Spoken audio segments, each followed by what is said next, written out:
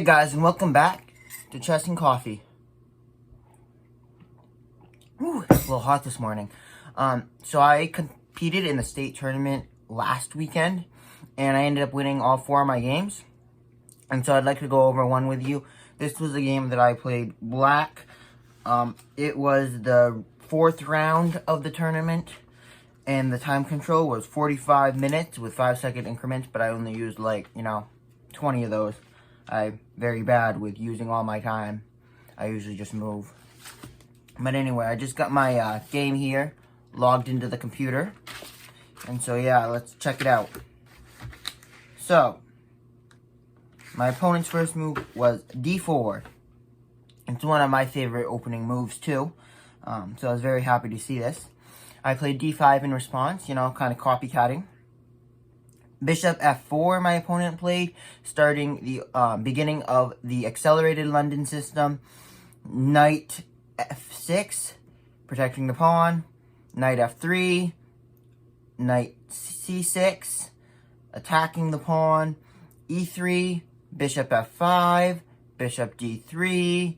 This is kind of finishing most of the London system. Now, if my opponent would have just pushed the c-pawn to c3 and castled and pushed the knight to d2, we would have had the full London system.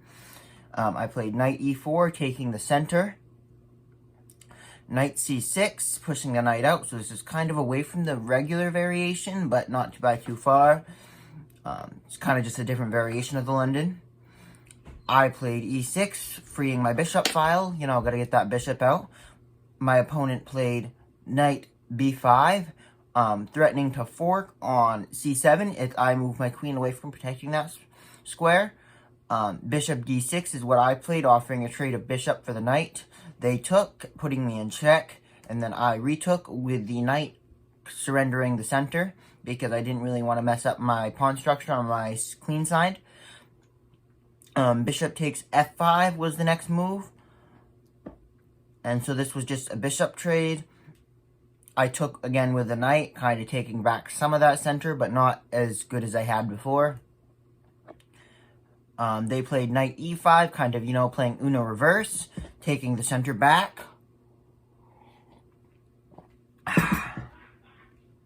Knight takes e5 is what I played, again, retaking the center. As you can see, this game was mainly a fight for the center. Bishop takes e5, they played again, attacking the center. I played f6, attacking the bishop, trying to kick it out of that square, because there's nothing they can do except retreat the bishop in this position. And that's exactly what they did. They played bishop to f4, and then I played g5 again, trying to kick the bishop out of its square again, only leaving it one safe square to go to. And then they healed and went to bishop g3. And then I could have traded with the knight, which is probably what I should have done. But instead I played c6, trying to create a pyramid of pawns, fortifying that center pawn, trying to stop them from taking it. And that was a little bit of a mistake, because then they play queen h5 check. And this is where my game started to get a little shady and who's going to win. We've been pretty equal up to this point, but now it's like they played a unexpected move, and I wasn't sure exactly what to play. I played king e7, hoping that it would connect my queen and rooks. It looked like the best move to me because it also protects my 2 supporting pawns in the back. They long castled. I played queen e8, trying to trade queens because it would make this position a lot more simplified if we didn't have queens involved. They retreated their queen to f3.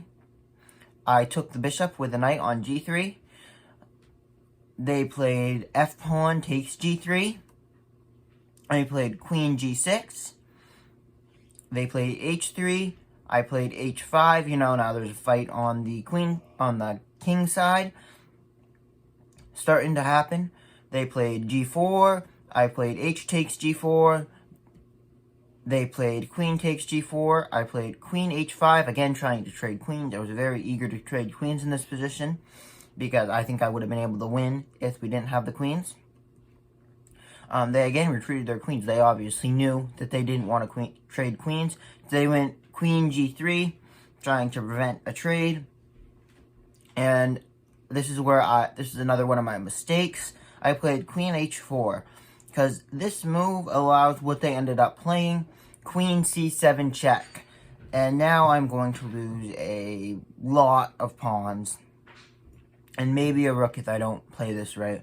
So this puts me in check, meaning I have to move my king, and they can attack some of my pawns on the queen side, which is not ideal. So I went king f8, queen takes b7, rook e8, queen takes c6. So as you can see, there are now 2 pawns up, and they're still gaining. King g7. In this place, they played c4.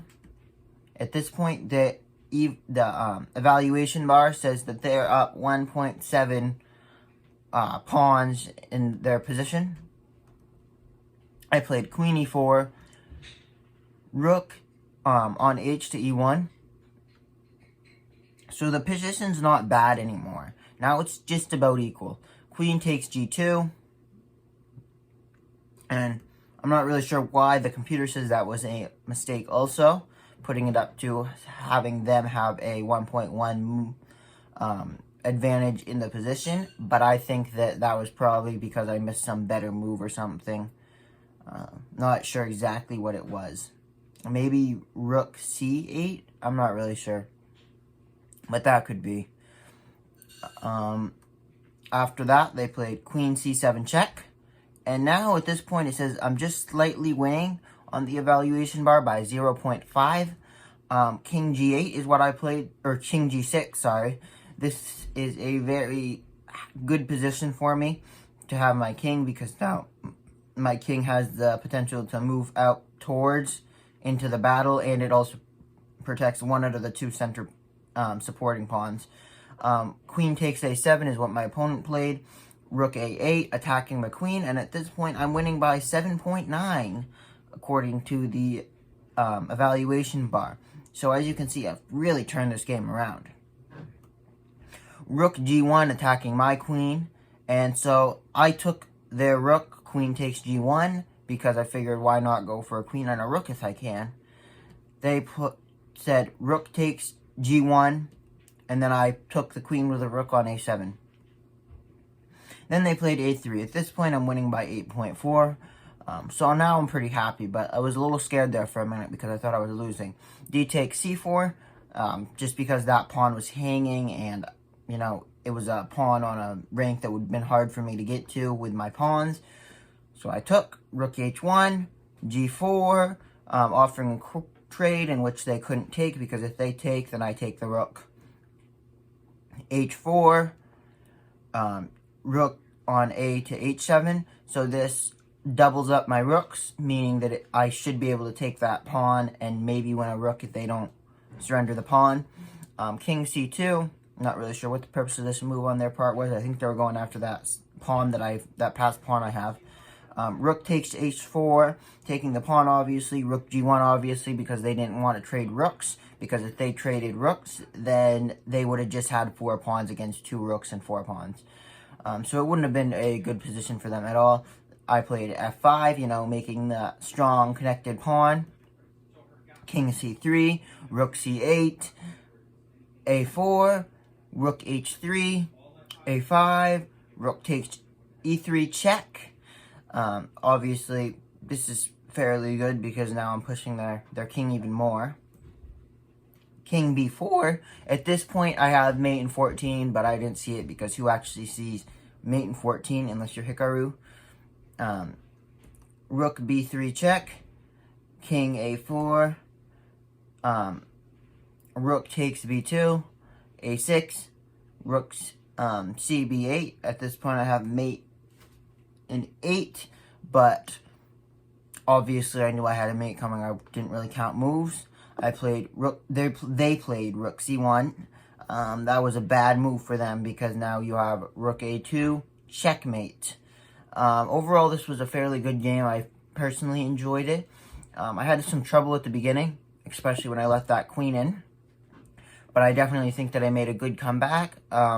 Thank you guys for tuning in to Chess and Coffee, and